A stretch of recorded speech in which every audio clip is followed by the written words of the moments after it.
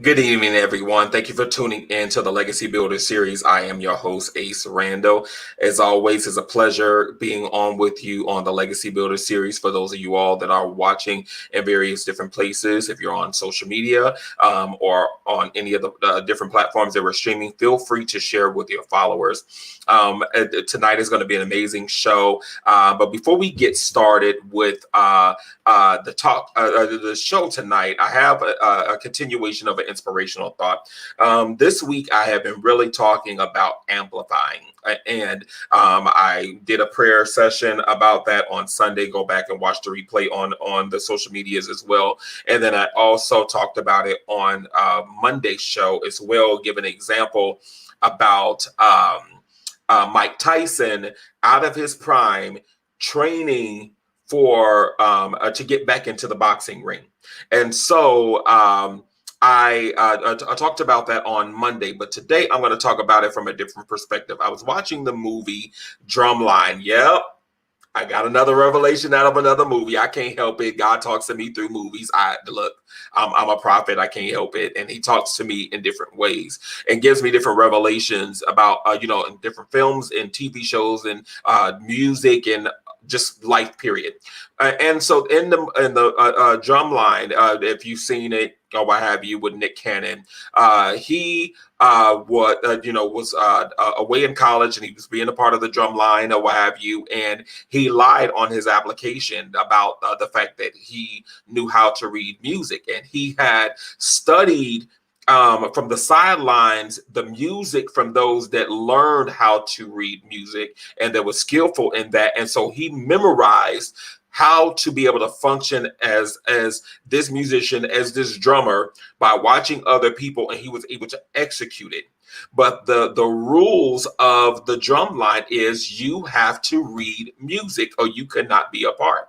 And so, we use this term fake it till we make it, and we use it so strongly that we literally we have our lives patterned after I'm going to just fake it to make it in. But faking it will only get you into the door, but you have to know your craft. And so there was a part in the movie when he decided, in his arrogance and in his pride, because he felt like, I'm better than anybody on this team, but it wasn't about him. It was about the team. And so he decides to walk out when they decide to kick him off the team because he did not abide by the rules and the regulations of the Drumline for this particular college. And so him and his girlfriend was talking, and she said, well, if you love music so much, if you love playing so much, then you need to learn your craft. And that is the important thought that I want to share with you. We fake it till we make it. We do our best to get ourselves indoors. We lie on our applications, we lie on our resumes, and we glamorize this whole story, and we make it seem like we know what it is that we're doing. But when we're challenged at a place, which is what exposed him, He was exposed because his band leader decides to tell him, play these new this new music or what have you from this sheet, and put him on the spot. That exposed him. You don't want to be in a situation in life when life will expose you because you faked your way to the top, you faked your way into rooms, you faked your way to the table, when you have the time now to study your craft. If you got to go back to school, if you got to get into some classes, read some books, do what you need to do to learn your craft in whatever capacity that is. If you got to pick up some classes and invest, if you got to invest into coaches or what have you, these people have level of expertise for a reason to help you get to your fullest potential. So learn your craft, learn the thing that you want to master, learn the thing that you want to become. I give an example, and this is a personal message, and this is a shout out to my mother as well, because I'm really proud of her and what she's doing with her music. Me and her had a conversation based on a guest that I had on, and she decided that she wanted to hire someone to help her to advance her in music so that she can learn her craft, so that she can be able to navigate in the market effectively. That's honorable to say that I have a teachable mindset, that I can be able to sit and learn and get development from someone that has been there, done that, and they can help me advance quicker. And so I just want to share that with you to encourage you to learn your craft. Master it. Don't just learn it and just learn tidbits of it. Master it. Figure out how to do it with excellence. Learn, read, get connected, and find some way to help you amplify, because this is the moment of amplification. You can't fake your way to the top all the time. You can't fake it in this next season of your life. You're going to have to learn your craft and master it so that you can go to the next level. So I just want to encourage your heart with that, and just let that be something to resonate in your mind, in your spirit, and to master what it is, or to learn your craft, because it's time to amplify. At any rate, we're going to go ahead and get started with our guest of the hour. She is a great a woman of God, and as we get ready to get started, I have you continue to share with your followers as we introduce the guest of the hour. Legacy builder, Michelle Primeaux, CEO of You Belong Life Coaching Service.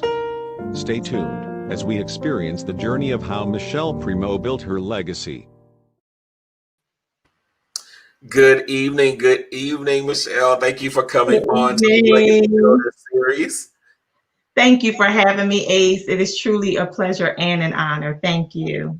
Indeed. Well, for you all that are watching, if you don't know, obviously by the last name, we had her husband on Monday. And so because they are entrepreneurs and they have two different businesses and two different walks of life, I wanted to give them separate segments so that they could be able to talk about, their businesses, but also their walks of life coming into entrepreneurship. So thank you again for coming on. I know your husband is watching, and with a big smile on his face. I can see him in the spirit because he really talked you up. I said, oh yeah, he didn't want to sleep on the couch. So he had to make sure that he spoke highly of his wife. So thank you again, sir, for coming on as well. So let's go ahead and get started. Tell us a little bit about yourself, where you're originally from, and then kind of, tell us a little bit about your upbringing as well. Hello, everyone. My name is Michelle Primeaux, and I am originally from Chester, Pennsylvania, a small city right outside of Philadelphia, about 10-15 minutes from the airport. And I grew up, I am the third of 5 siblings. I am in the middle. I have 2 older sisters and 2 younger brothers. My father, the late elder Levert Todd, he was a minister, so I am a PK. And I grew up, I have 2 younger brothers as well. I am a mother. I have a blended family with my husband. We have a total of 6 children and 1 grandson. And I grew up in Chester, on the streets of Chester. I grew up in an area called McCaffrey Village, which, back in the day, they called the projects. We call it low-income housing now, affordable housing. Those are some of the new terms now. But I grew up in the streets of Chester, and I went to schools in Chester High. I had a baby when I was 17. I got pregnant in my the end of my junior year of high school. And I had my son during my senior year. And things shifted for me from there. Things pretty much shifted. So I ended up going to business school. And then from there, I worked for a few companies. And then I landed a great job with the government and Nice. in public service. That's where my beginning started with where I am today. Nice, nice, nice, nice. And so you mentioned growing up in low income housing. I do understand that, the struggles of life in that regard. I've definitely been through that myself of and living in a struggle life in that regard. So what was your inspiration as a child growing up? Was it something that inspired you to your life that you're in currently, or was it something that you were you thought you were going to have a career path in, but then it shifted? As far back as when I was a little girl, I loved ballet. I wanted to be a ballerina. Nice. Never took dance classes. That didn't work out. I loved modeling. I wanted to be a model. And what's funny is my mother used to tell me when I would come home, if I scraped my knee or scraped my leg, she would say, Michelle, how are you going to be a model with all of these marks on your legs? Oh, but wow. That's something that I really wanted to do. But what I really can remember the most was when I was a young girl, me and my best friend, we loved playing school and we loved playing secretary. Believe it or not, my ultimate dream was to be executive secretary.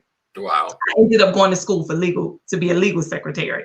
But executive secretary, I saw myself walking the Philadelphia streets with my sneakers, my suit, and my briefcase, and then an office, a little reception area. That was something big for me. My younger brother, what I would do when we were younger, I would say, I wasn't even 10 yet. And I would get us a piece of paper. And I would say, okay, now you have to knock on all of the people's doors. I need you to get their name, their address, and their phone number. So we knocked on the dresser. Hi, the dresser was a person. The bedpost was a person. The door was a person. The window was a person. So I loved to do that. So that was really my inspiration growing up. I wanted to be married with 2 children. I wanted to be this secretary. I always wanted to do anything dealing with business. That was just a big thing for me. Wow. And, that's funny. Look, you could have had a great career in sales. You're knocking on doors. Look, you took me back. You took me back to one of my first jobs that I remember. Well, one of the series of first jobs that I had. And that was actually selling newspapers, going door to door and trying to get people. And I hated it. Oh, and so you were playing as a kid, knocking on doors. That is quite interesting and hilarious at that. So, but I think that's interesting that as a child, you were playing games that were kind of like leading you up to entrepreneurship. And sometimes we don't realize how our life's journey will take and how things that we've done as a child or that we've done in our upbringing or that we was connected through our first jobs will actually be essential to our work ethic or our businesses or what we do in our career paths. That is really amazing, really, really amazing. Yes. So, absolutely. yes. And so I know you mentioned that you came out of, low income housing in that regard. And, we, especially amongst our community of people, sometimes we get stuck there. What was the inspiration to get you out of that? Or matter of fact, let me add to that question. Were you there growing up a good portion of your life that you had to pull yourself out of that type of lifestyle or upbringing? Well, when we lived in the projects, we moved out. My father got into a car accident. And well, not a car accident, actually a drunk driver hit the rear end of my parents' car. My mother and father was actually walking across the street. My father was preparing to teach Bible study in someone's home. And as they were crossing the street, a drunk driver came. My mother was already crossing. So the car swerved from hitting, you know, to avoid hitting my mother, ended up crashing into the back of their car, pinning my father between two cars. Wow. So from that, he took one for the team because they were able to buy a home. But guess what? We moved directly across the street from the project. We Oh, wow. they purchased a home directly across the street from the projects. Well, when I found myself working at this one housing authority, I was offered an apartment. Now at this point, I had my own apartment, and I'm working now for low income housing. And I'm Mm, offered an apartment in low income housing. And wow. yes, yes, I have a son at this point. I think he might have been 3 years old. I was struggling so bad, hardly any food, sleeping in the dark, you know, the whole nine. And I said, yes, I would love to take this place. But I remember the maintenance foreman saying to me, Michelle, I'm just concerned you're going to get stuck. Mm, I don't want you to get stuck. It's so easy for you to get stuck and for men to take advantage of a young girl with her right, own place. They know you're not paying that much for rent. And right. that was his concern. But when I first got pregnant, I told my father, I have a plan, Daddy. I have a plan. And the plan did not quite go how I expected it to go, but there was always something in me that I wanted more. I was afraid of the world. I was afraid of everything. I was just so scared. And everything pretty much at that point had fallen in my lap. Mm, So I just took whatever fell in my lap, you know? But right. those words from this older man, and they really impacted me. And I looked at him and I looked him in the eye and I said, I promise I won't get stuck. And the first opportunity that I had to get Section 8, because that was a step up, whereas Right. you were out of low income housing and now you're moving into the community where you blend in with other homeowners. Right. And I took the first opportunity, and people were saying, you know, you have to pay for your own oil or your own gas, and now you have to pay for this and your own electric. And I was like, I don't care. I'm going to make it work. And I would budget my little money, and I moved into Section 8. And from there, I just advanced on the job. I moved up in my career, and I maxed off of the program. Mm, So, you know, it was one of those, it was just in me. I did not want to get stuck. And my parents were just really big on pushing us.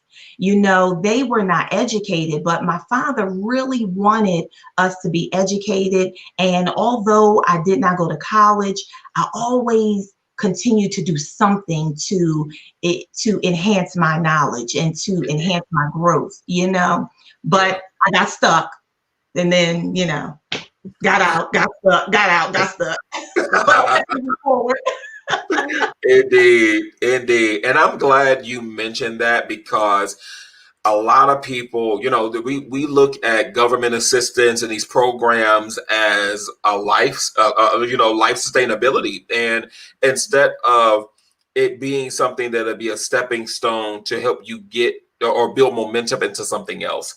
And I'm glad you shared that. And then it was really amazing that somebody they didn't have to, but they just said, don't get stuck here. Don't get stuck here. And we get stuck because it's comfortable, it's easy, and we pay that little $25 a month in rent because or we get the little WIC and we get the little EBT or we get a little unemployment and we get stuck there. And then when things run out, then we like, oh my God, how we're going to sustain. And so I'm glad that you shared that part of your story because I hope that's an inspiration to someone that's listening that just because you have this now, that doesn't mean that this is supposed to be your life sustainability, that you're supposed to live on this for the rest of your life. And you use that for the moment in time, and you decided to advance. And your company you worked for, you maxed out, and they said, well, you're making too much money. You don't need us anymore.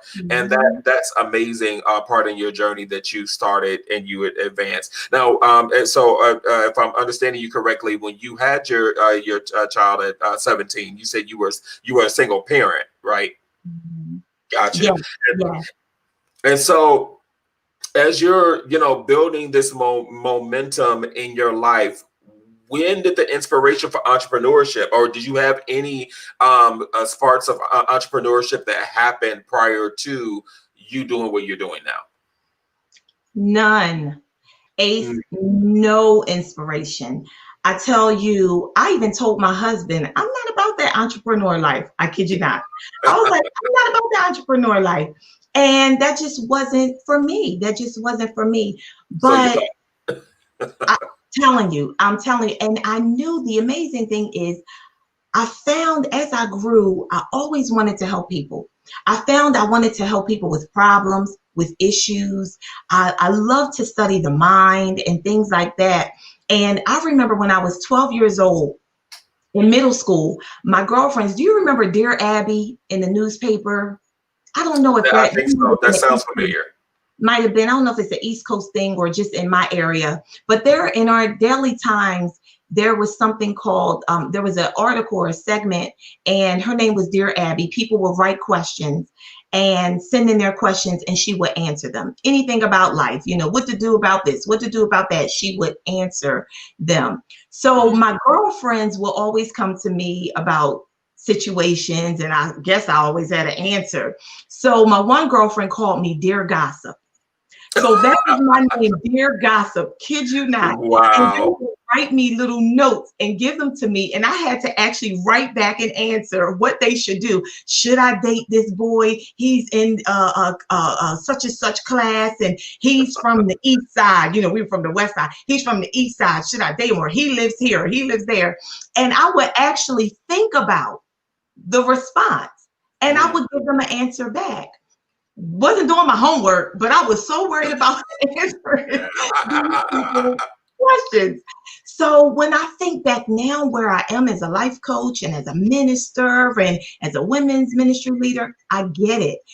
God had just put a passion in me for people. And also because I always felt so lost. I always felt so ugly, so lonely, so afraid. And I always enjoyed other people's successes. To this day, I love to see people succeed because I was so lost myself. I can help you get up. I can encourage you, but I could not do much for myself. I was moving, I was inching along. But believe it or not, my breakthrough didn't come until my 30s. Wow. So I am a late bloomer. And God told me, he said, I'm going to redeem the time in your life. Oh my God. I'm going to redeem the time in your life. And when I tell you, he has moved, like it's been long, but it's been quick. Oh, and yeah. I'm 45 now, and this was in my 30s. And God just began to do a whole new thing in me. My whole life changed. But, it really was just the passion that I always had. I was very quiet, scared, but I always wanted more. But I was a fighter too. Like I would never fight from really stand up too much for myself. But if you mess with someone else, I will fight you. To this day. I can take it. I can handle you messing with me. But if I see you messing with someone else that may not have the heart to speak up, that ruffles my feathers, I tell you. But I've always been that way. I just love people, have just a heart for people as far back as I can remember. Wow. I think it's a hood thing. It's a hood thing. You mess with my people, you mess with me. Yes. That's what it is. Yes, you hit the nail on the head. Amazing about how you said how God said that he is going to restore the years and redeem that time. And I'm literally in the thick of that right now myself. When I moved to Georgia, the Lord says I'm going to restore the years. And I'm like, oh, okay. Well, I believe you. But when I see it, I'm like, oh, okay. But he's literally doing that right now because of the 20 years of suffering, or the 18 to 20 years of sufferings that I went through. The Lord is like, now I'm redeeming all of that back. So I understand exactly where you're coming from in that regard. But I want to kind of go back a little bit. You mentioned that you're basically a PK kid, right? Yeah. And so how did that have any inspiration to you? I mean, I know some PK kids, and a lot of them rebelled. They ran. They was not trying to be nothing of the sort. Funny how now they have submitted to the process. However, I understand a lot of them, in their upbringing, because they were so rooted and grounded in the church that they didn't have a life outside of the church, and it kind of forced them out there to have that life. So how did that affect your upbringing? Was it a negative impact in the beginning, or was it positive all the way throughout? For me, I think it was a positive impact for me because I grew up in it. And so I grew up, that's all I knew was going to church. I remember moments not being able to play on Sundays. We couldn't go outside and play, of course, because that was a holy day. We couldn't go to the movies. We couldn't hang out with friends. Another thing is we couldn't go to parties. We couldn't do a lot of things growing up. But my father was so cool. He was so down to earth. He was so real. He had a trying life, prior to him becoming a minister and giving his life back to Christ. And he had a story. So my father was so compassionate, but he was yet he was serious. He didn't play. He did not play no dance music, as they call it in the house. Oh, Lord. None of that. Family devotions and all that good stuff. Make sure you say your grace. And we were in church three services on Sundays. We were in church on about 4 days a week. But when I look back now, and my father is deceased, but I tell my mother all the time, Mom, thank you. Thank you, because it was a foundation. Growing up where we grew up, the difference in me was my upbringing, and that was my parents. Because we're impacted by our environment, our influences from our friends and our community, but also in our homes. And so my parents were a great influence upon me. I didn't see it right away. Didn't see it right away. Now I can see it, or I can say the last 20 years I could actually really see the impact that they had. But being a PK, you were teased. We had to go in a certain time, and the kids would tease us, chirp, chirp, early bird, chirp, chirp, early bird. Right. Go on in and pray. Go on to church, church girl, church girl, all that kind of stuff. And we would just laugh. It didn't impact me in that way. But that's what we were. And not only that, Ace, I have to tell you, my father would blast his sermons. He would say, they can play that worldly music. I can play my sermons. He had a speaker. Oh, God. He the sermon on the porch and blasted to the community. Then Christmas time, he blasted Nat King Cole, chestnuts roasting on an open fire. We come home from school, the whole block he's blasting Christmas music. My father was so different for those times. Right. That was embarrassing. Now that would mess me up. That messed me up. I'll be like, oh Lord, that's setting you up to be embarrassed at school. Lord Jesus. But it was a great experience. When I think back, I was just rebellious. I didn't want to do those things. I wanted to do what everyone else was doing. So that's why I took a turn, and my life shifted because I wanted to taste what was out there. I didn't want the rules anymore. I didn't want that anymore. I want to see what's really out there. But as they say, those streets ain't loyal. The streets are not loyal. And I learned real fast. Absolutely. Absolutely. And when you get out there, you realize it wasn't all that was cracked up to be in the first place, and then eventually you come right back on home, because it's just not what it is. And that's great, because as the word says, train a child in the way they go. When they get older, they won't depart. The seed was already planted in that regard. And then eventually you just came right back in, and that's a part of your journey that you were able to recover, because it's some people that don't, that stay gone and stay out there. But we're going to pause here for just a quick moment. We're going to go ahead and do our little pay the bills and do a little advertisement. So stay tuned. We're going to come right back to you for part 2 of our segment. With that being said, I just want to go ahead and make a couple of announcements really quick. A Legacy Builder Series is getting ready to enlarge this platform and try to take the show global. And so we're looking for people to be able to partner with us to help us take the show on a global platform. And some things that I can't share with you just yet, but I want you to know that there is some great things that's coming up for season 2. And with that being said, season 2 actually ends next week on the 30th. Can you believe it? 3 months, 2 shows every week for the last 3 months, and we have been going strong. And so this is really opening up new doors for the Legacy Builder series. So we're looking for those to be able to partner with us to help us take this message to the next level. Just take a screenshot if you're interested in being partners with us. They're going to have different Patreon things and different things we're going to give away to those, and different accesses that the general public would not have by you partnering with us. And so take a snapshot. If you do not have the means to give towards that, feel free to inbox us on any of the social media platforms, and we'll get you the appropriate links so that you can be able to be a part of that. Now, if you are not able to be a partner, but you actually have a business or entity that you want to advertise and you would like to advertise with us, you can advertise a 30 to 60 second commercial slot for your product as long as it's family appropriate.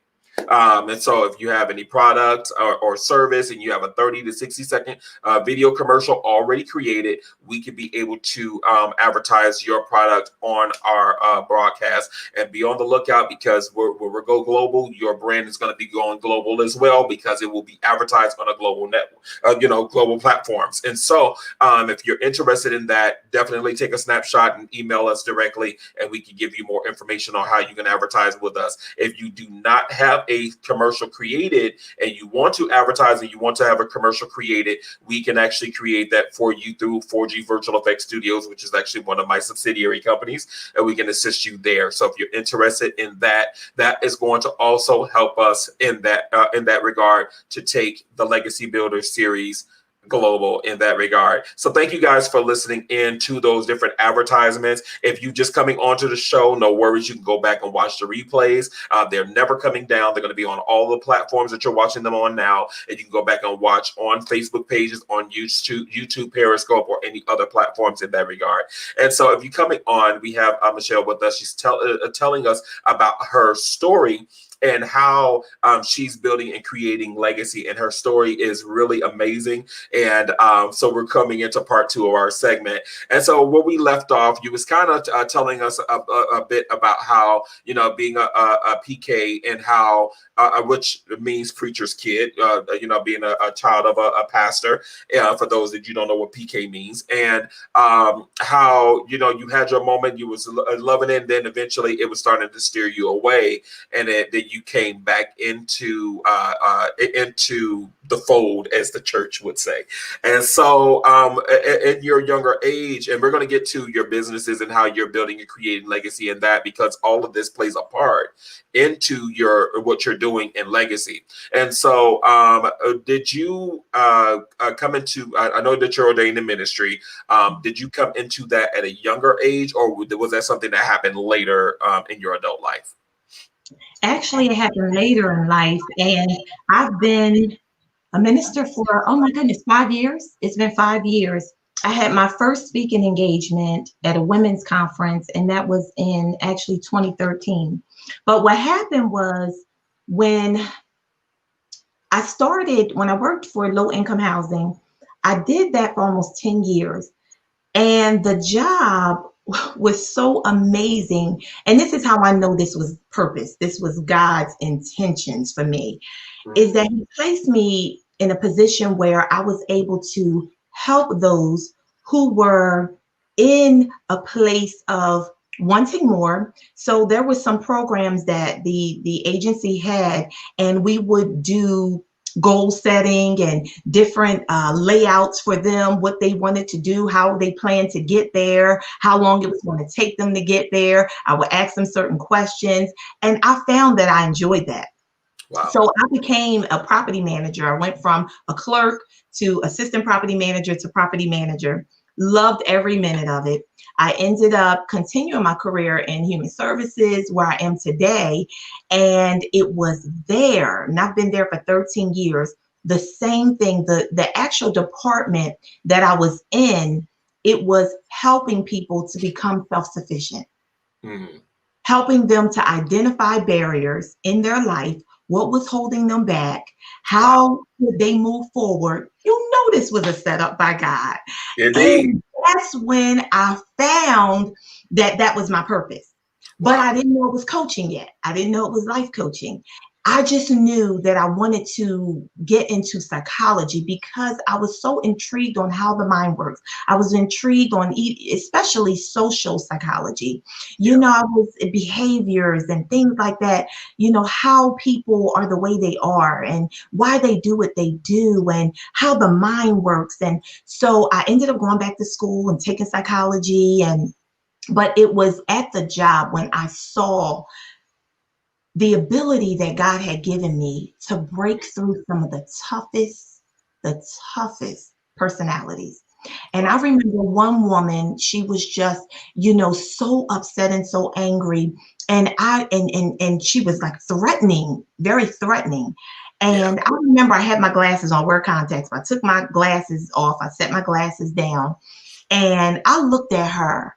And I remember saying to her, you know, how important this interview was. And we needed to get through this interview, but I needed her to just relax and listen to me because I was there to help her. But by Wow. the time we finished the interview, she was crying Mm. because she was so angry because of the pain. So she began to share her story. And when she shared her story, I knew at that moment. And every time I would see her, I would say, "Are you behaving? Are you acting right?" You know, and yes, at the time I wasn't married. Yes, Miss Ty. Yes, Miss Ty. You know, but I knew that I had an effect on people, even with mental health issues. I was Mm. able to see them calm down. I was able to connect with them and to get their attention and to see them focus, gain focus, and to be able to get through what we needed to accomplish. Mm. At that point, I said, okay, I know that I'm called to this. And so I thought that I would be in counseling, which actually next year I will be starting classes because I do want to do the Christian counseling aspect of it, because in Right. coaching, it's not therapy. Right. But I found that some of my clients, I have to refer them to a licensed therapist, a trained therapist, someone that can help them with more of the deeper issues. Right. So, but I ended up going to a women's conference to go back. I'm sorry, I went ahead. But to go back, I went to a women's conference, and that's when I learned about life coaching. Mm. And when I learned that it was more involved, that I could actually help them ask those probing questions Right. so that they can learn who they are, they can be aware, they can discover what's always been there, you Indeed. know, the total person that's always been there. And so when I found that I could do that and that I was gifted and skilled, I said, well, okay, let me get some training on this. And the Lord just gave me You Belong life coaching services. And from there, I mean, you know, and it's only been, I say, a year, a little over a year and a half that Wow. we've been in business. But it was just really through a lot of my pain. I understand pain. I understand lack of confidence, not feeling enough, the need to be perfect, Right. afraid to show your flaws. And so you're afraid to fail. So, you know, many people will not step out and do what they're called to do or what's deep down in them to do. Some people Indeed. won't even dream because they don't even believe that they can do it.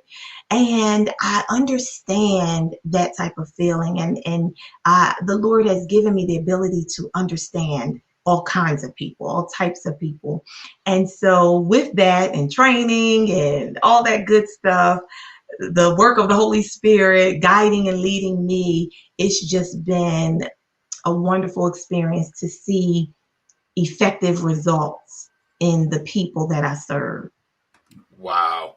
That's amazing. And it goes back to what I said earlier in the show. You never know about how your life, what you do when you're in a young age, is effective towards what it is that you're going to do in your future, in your adult life, or even in business in that regard. And just to hear your story, to see some of the things that you were doing even at a young age is transferring over into what you're doing, and how you're coming into your employment or what have you, just like we were talking about pre-show about customer service. I didn't know. You said you listening to what people are saying, and you be able to go back and you say you're good. I said, well, I guess I got to learn that through customer service, because in any type of phone customer service or call center environment, you have to reiterate what that customer is saying, because you have to be attentive. You got to listen, and so you never know how that will play out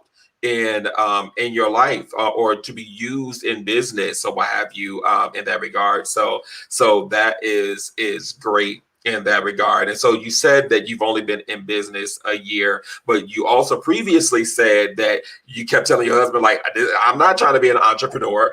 But it's funny how life will kind of force you into purpose. And then, your purpose is actually able to generate you wealth as well. And so tell us a little bit about your life coaching company that you have, and the different services that you offer in that regard, and how you kind of came into it. You can't give us a little bit about how you came into it, but kind of tell us a little bit more about that as well. Okay, awesome. Well, let me backtrack to the minister, me becoming a minister.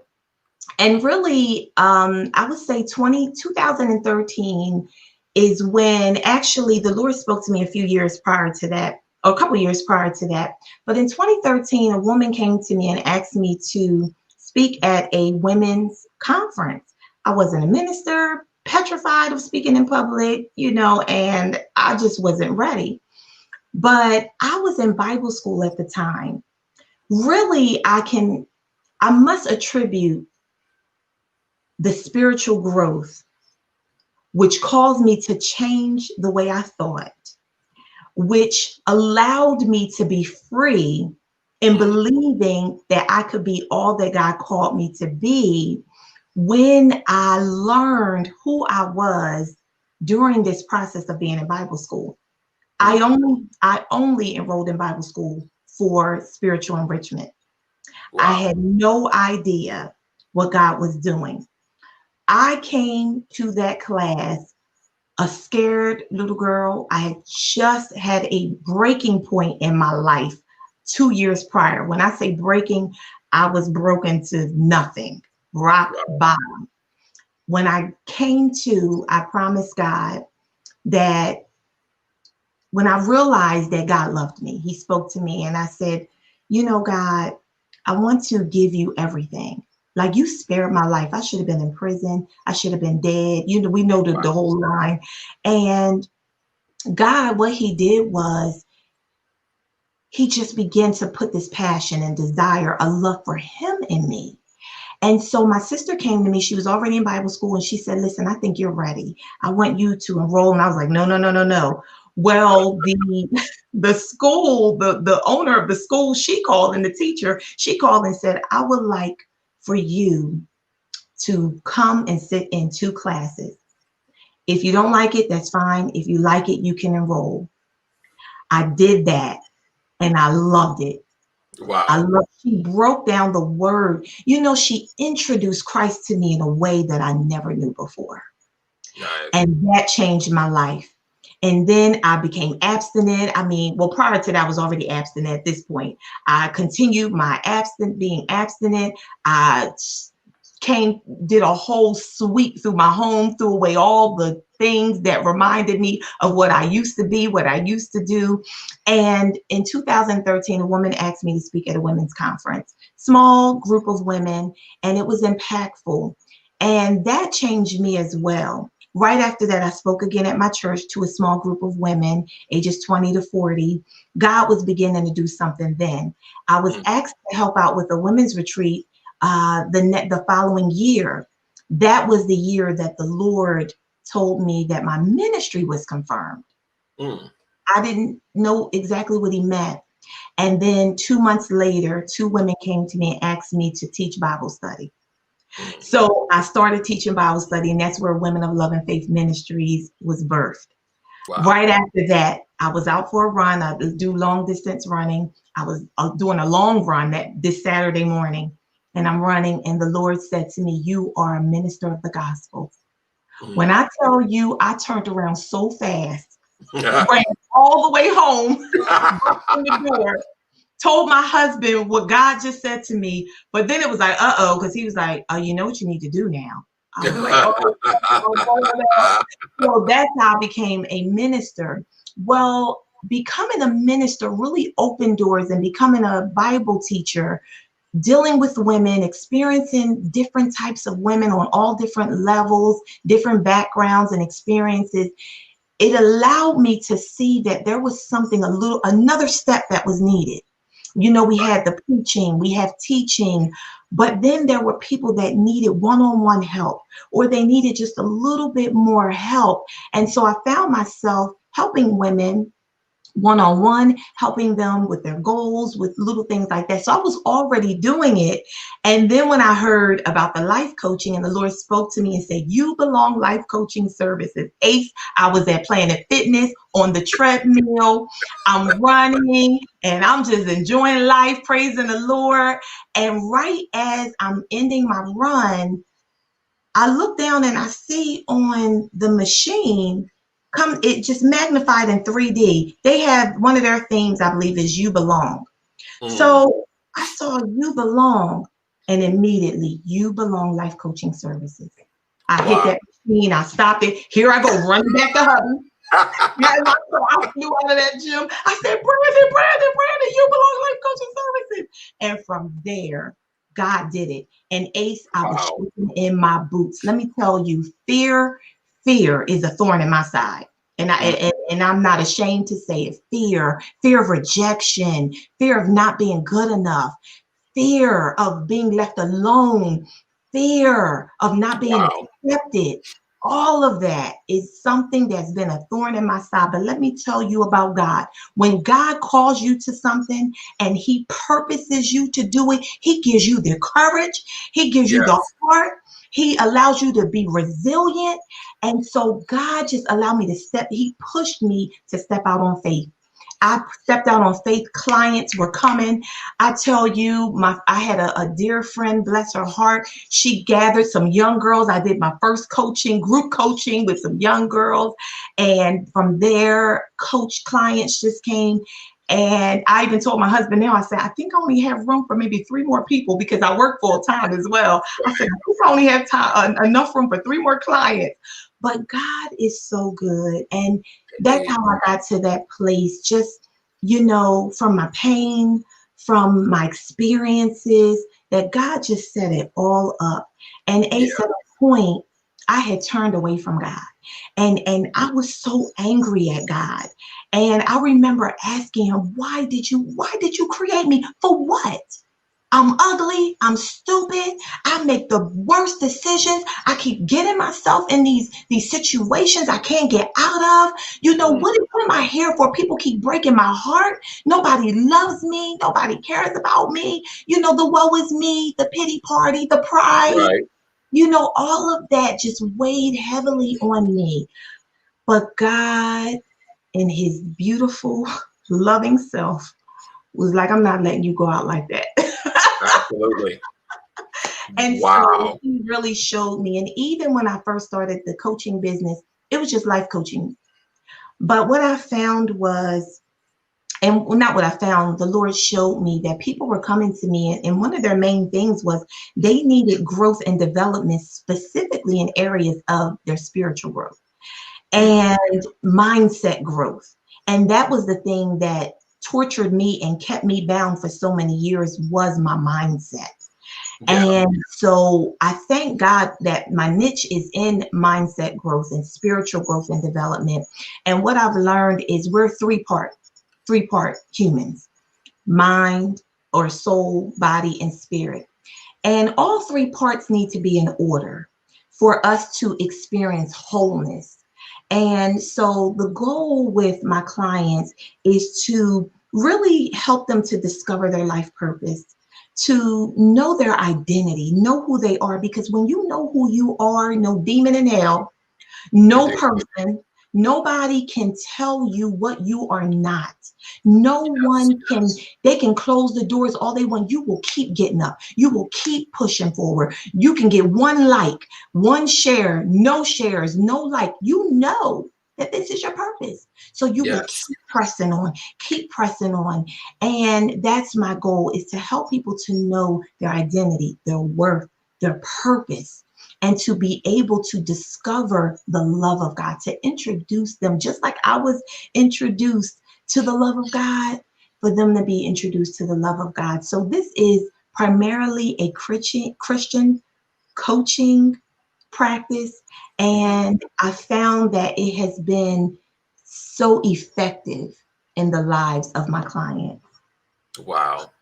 That is amazing. I tell you, just to hear, I'm sitting just like, wow, about even when you were talking about the spirit of fear, and I'm not going to go too in depth into that, but I'm going to say this, and I talked about this on the series, and I've talked about this on a live many times. He says, the word says that I've been giving you the spirit of fear, but of power, love, and a sound mind. So he gave 3 different dimensions more than what fear is. And so when we look at the first word, power, that's enough in itself. But then love, and then a sound mind, and that's going to counteract the fear. And I understand exactly where you're coming from, because that I used to have that same issue, is scared to try something new, scared to, what have you. But then God put me in too many different scenarios. Move to this state, do this business, do this conference, do this, what have you, to the point like fear, it minimizes the more your trust in him of what he said.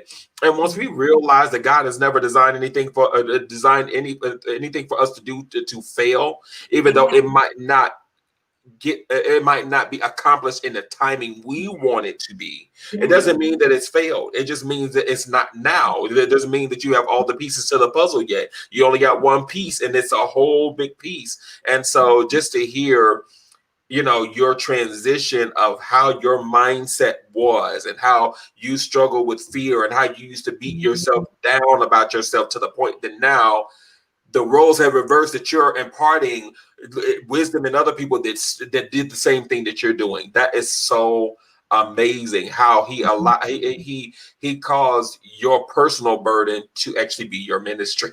Isn't that funny? Isn't God hilarious? Isn't he hilarious? The thing that is your struggle, he cleanse you from it and deliver you from it, so you can help deliver someone else. It's really amazing. So with that being said, tell us the different services that You Belong Life Coaching actually has to offer, so that our listeners can know more about what it is that you do through that company. Right now, I am doing one-on-one coaching. I do it virtually right now due to COVID. And that's been beautiful, because it has opened up where I'm able to coach clients in other states. Love it, love it, love it. And with Zoom, it's like you feel comfortable, you connect. I didn't think that would be effective, but it's awesome just to be able to see them and to talk with them. So doing my sessions virtually, one-on-one, has been a blessing. It's been wonderful. Also, I am doing webinars. I do webinars. Actually, I'll have a webinar coming up in October on fear of rejection. Now, I did a webinar on fear and understanding the innate fear and understanding spirit of fear. And now I'm going to get deeper into rejection. So I'll be doing a webinar coming up on that. Continue to do the online webinars to provide services for those who are struggling in those particular areas.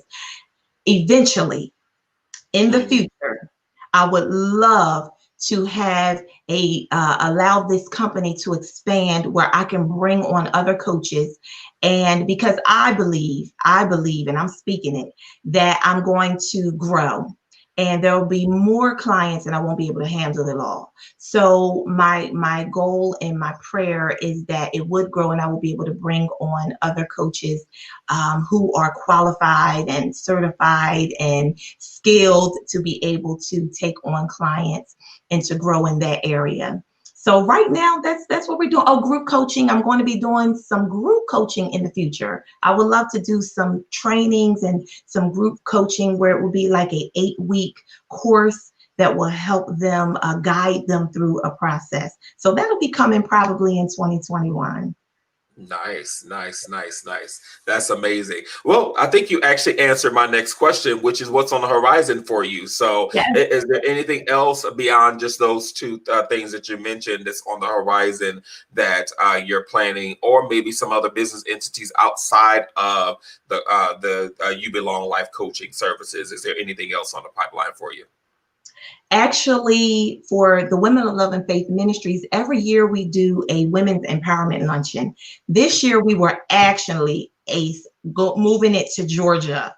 So we had everyone, we had vendors, we had speakers on deck, my people in Georgia, and women it was going to be the women the women of the North joining the women of the South, coming together in unity, in empowerment, in love, in godly fellowship. And of course, that was canceled. That was going to be in May. In May, we pushed it back to May. I think it was in May. So we canceled it. Next year, prayerfully, we'll see how things go with the pandemic. And I would love to keep it in Georgia. If not, then we will hold an outdoor event, women's empowerment event somewhere up north here in this particular area, but it will be outdoors. So I love to continue that, because what we do is we do a Shiro segment where we just bless women who have been really struggling and just at the brink of giving up. So we do that, and we also honor women who are just ordinary women doing extraordinary things in the community, in their churches, in their homes, and we like to honor them as well. So that will be coming up in 2021 as well. Nice, wonderful. And so, as you all see, her information is scrolling down on the bottom of the screen. You definitely want to follow her on her social medias and her websites as well. As you heard, even though she is on the East Coast, she is servicing people in other countries, states, and everything around the world. So, you know.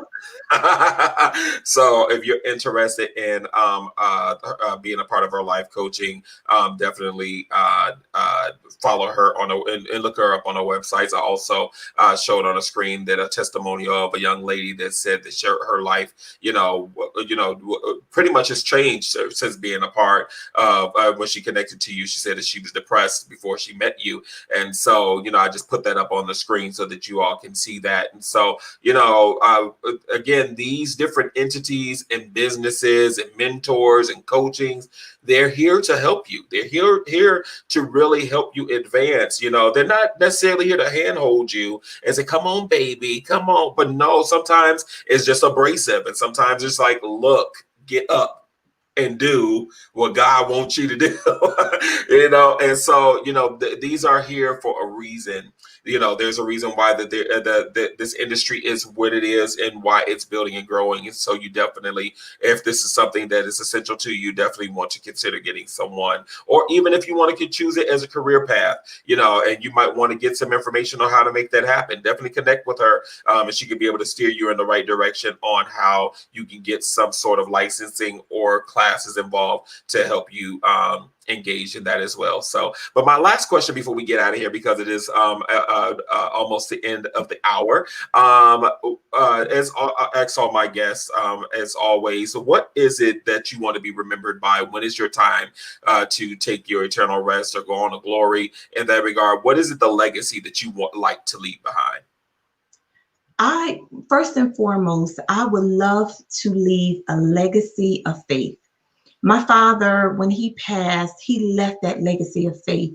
And even to this day, so many people stop me and share with me how much he impacted them. He's been gone for almost 21 years. I realized that the legacy that he left it with me and my siblings, even my mother. And we're able to pass it down to our children. So a legacy of faith in Jesus Christ, and also a legacy of unity, loving others, serving others, and just really being all that God has called us to be. When I leave this earth, one thing that I want people to remember is that she loved God and she loved others with everything that she had. That will go a long way. That is Indeed. more than riches and gold, but that impact on others' lives, it's a trickle effect, and it Yes. can go and last for generations to come. So if I can help to impact and change one person's life, that can help their children and their children's children, and it can help generations. So that's my legacy that I want to leave. Wow, absolutely. Thank you again for coming on to the Legacy Builder series. Thank Again, you guys, you. no problem. And your husband as well. You guys have amazing stories, and I'm glad you guys came on and shared. Again, you guys, on the bottom of the screen, you see her information scrolling. Take a snapshot of these different websites and social medias and follow her. She has a wealth of knowledge and information, and just to be able to help you. And also, if you need her to speak at different speaking engagements and things of that sort, she does have a women's ministry in that regard as well. So definitely reach out to her, because again, she has a wealth of knowledge that's going to help impart and help you advance. So again, thank you so much for Thank coming you. on. And God bless you, Ace, and all that you do and all that God just touches your hands to do. May it be blessed, everything that you touch. Thank you. Thank you so much.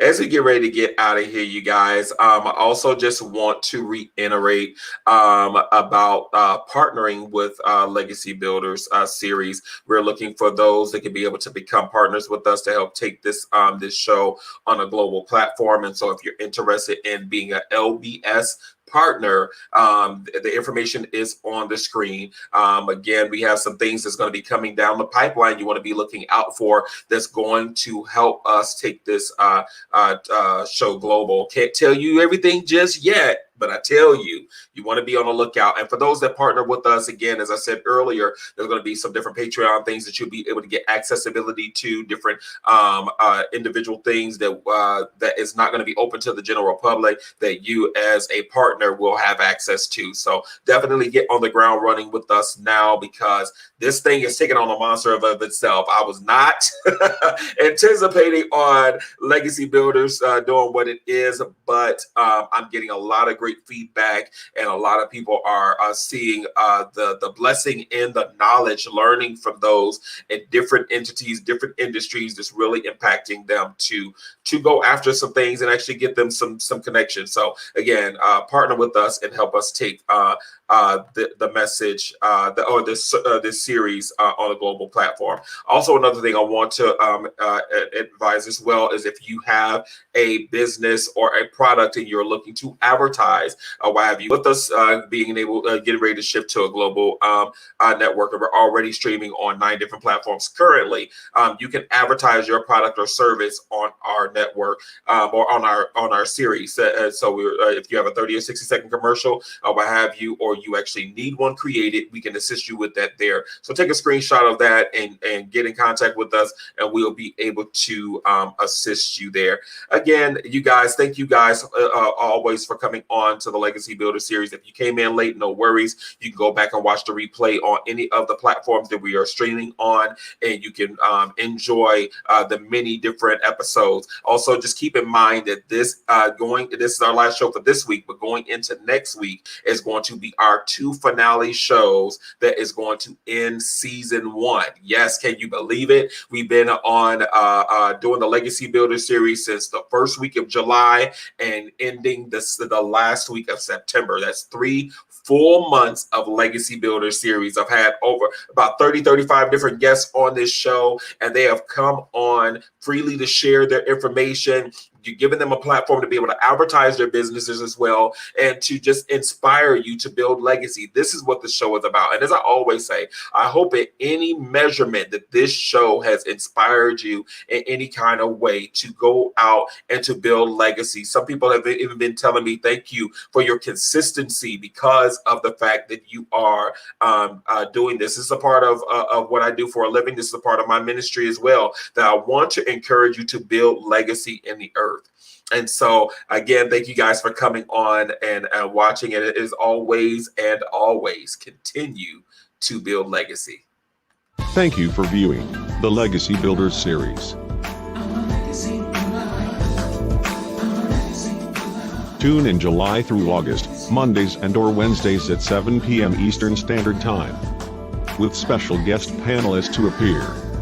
Want to be a guest or a sponsor?